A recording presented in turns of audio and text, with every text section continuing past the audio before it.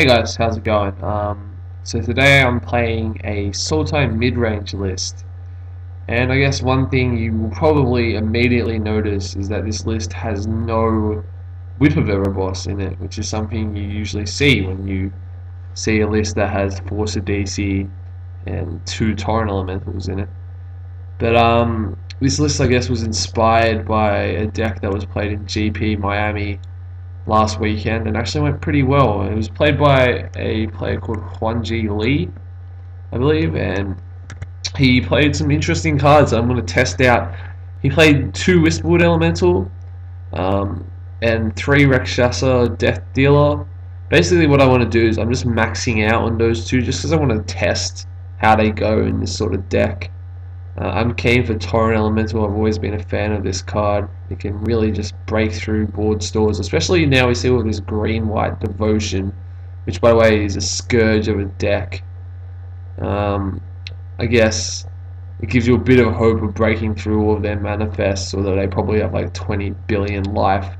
I hate that deck so much. And of course you can exile it with Treasure Cruise, Tasiga, or Murderous Cut. Sultai Charm's just a great card in this meta, especially against decks like Green White Devotion, so you can get rid of their Mastery of the Unseen. It also gets rid of Wistwood Elemental. Heroes Downfall, always good. 2 Bile Blight, probably could be more. Like if I dropped the Rakshasa Death Dealer, I'd add in another Bile Blight for sure. 2 Thoughtseize.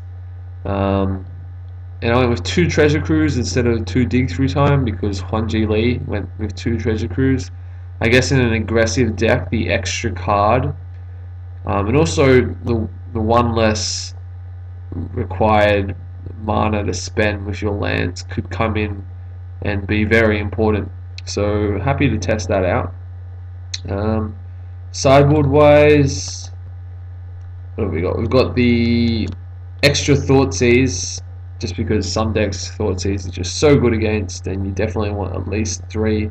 I'm thinking about control here. 2 more Bile Blight, 2 more Drowning Sorrow, helps with red-white matchups, mono-red matchups, basically any other aggressive deck. And Drowning Sorrow, I guess, is also good against green-white manifest, although only to some extent, really. The Disdainful Stroke, there's 4 of them. Probably the best counterspell in Standard right now, supplemented by 2 Negate.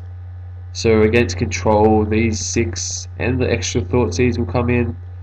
2 more Sultai Charm in case we come up against a deck that relies on some sort of enchantment, or even just like red-white aggro, where this can, or mid-range, where this can deal with Outpost Siege, as well as most, if not all of their creatures.